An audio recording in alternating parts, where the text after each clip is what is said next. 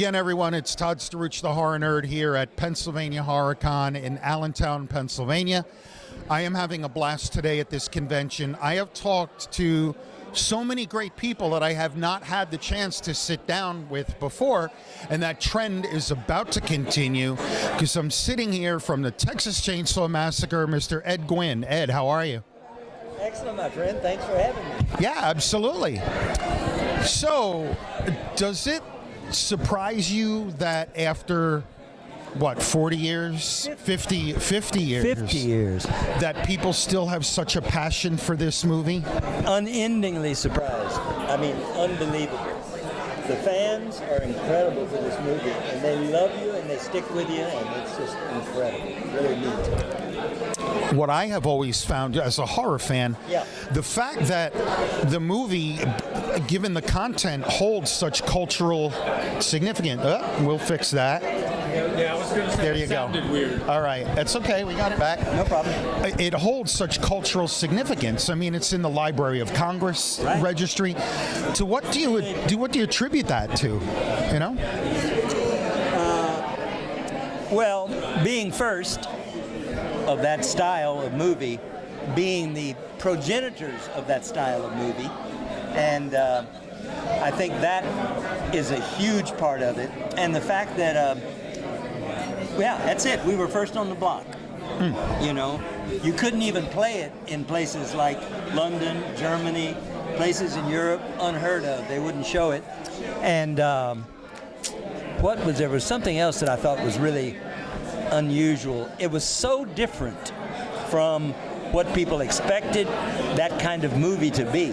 I grew up with movies like The Creature from the Black Lagoon, The Thing, Them, you know, all of that stuff. And those were all radioactive apocalypse movies that, you know, that's what was going to happen to us, right? And all the creatures and whatnot. This one came at you completely out of left field. And it was the original of that kind of movie making. I think that's why it was so successful and continues to be interesting to people.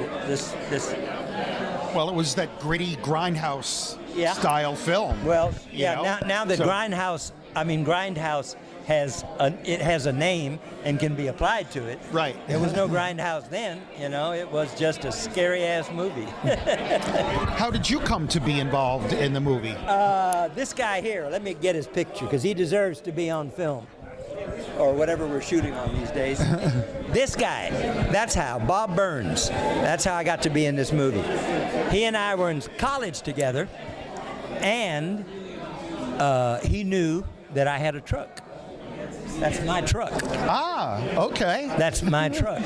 Cool. Black Maria is the name of the trucking business. Black Maria Trucking was our business. I'm black. My brother-in-law, who's the Maria, named after Erich Maria Remarque, is German and was born in Landstuhl, Germany. So somebody, and we don't know who, since my wife is dead, I'm going to give her the credit, came up with Black Maria for the business. I don't remember. My brother-in-law doesn't remember, you know. Oh, that is very cool. That is your truck. Let's. That's it. We'll get that there. Old Peterbilt. Black Maria. That is very cool. So I have heard. So sitting to our left here is Grandpa himself, John Dugan. Really? Scary. So. I've spoken to John, I've spoken to Terry, and they shared with me like what a challenging shoot this was. I bet it was. The heat and everything. So, do you have a particular memory or? No, just being very angry at Daniel Pearl for the 19th take of running down that damn gravel road. If you look in that photo, you'll notice who's not standing on gravel. We started out, all of us on gravel. I just kept cheating left until I got on the dead grass, which was a whole lot easier on your feet to run on.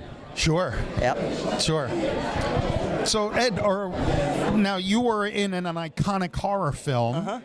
Are you yourself a horror film fan? I want to be politic about this. Yes. Tell the truth.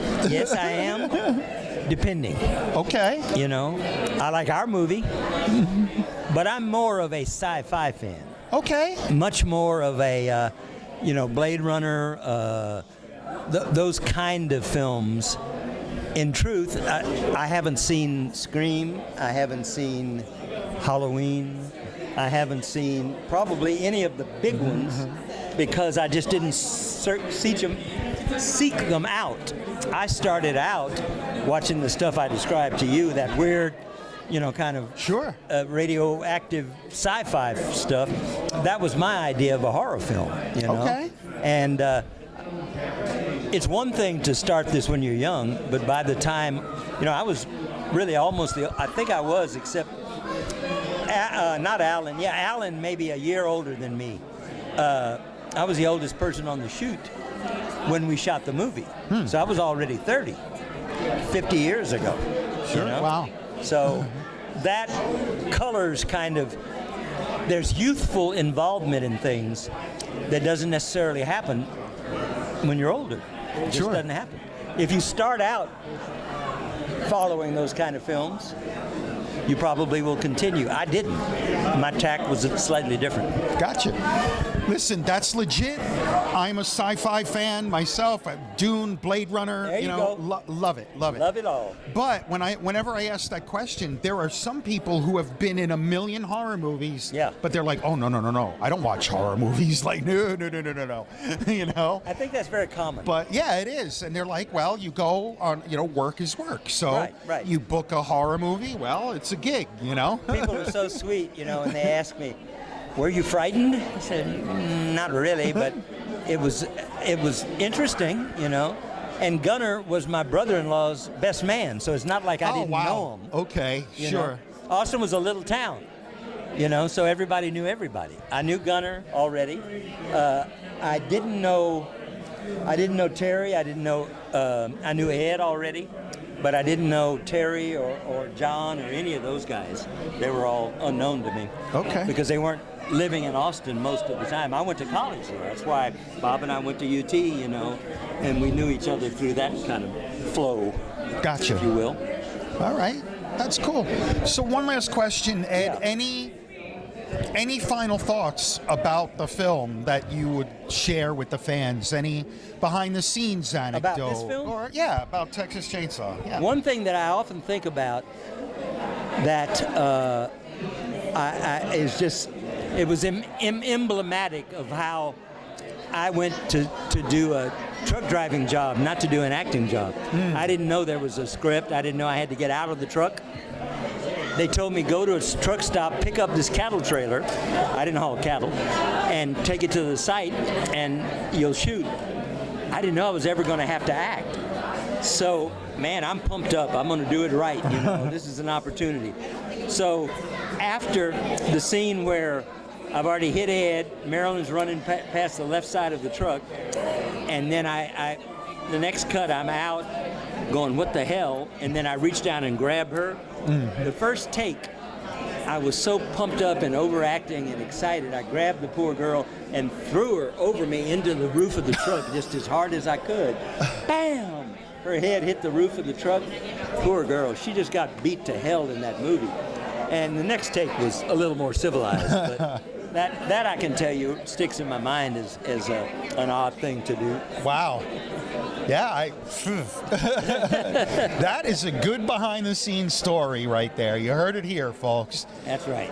Ed, thank you so much for a few minutes of your time. Thank you. This was a lot of fun. I love Texas Chainsaw Massacre. So whenever I get to talk to people from the film, it's a great thrill for me as a horror fan. You guys live up in this area? Yeah, where my brother and I are from New Jersey. Oh, okay, excellent. So we're about an hour away from here. Great. So have you got a card or somewhere I can... I will give it to you. Right. So as soon as we wrap it up. Okay. Ed Guinn, everybody, here at Pennsylvania Horror Con here in Allentown, Pennsylvania. I'm Todd Sturridge, the Horror Nerd, signing off. We will see all of you in the next interview. Hook 'em.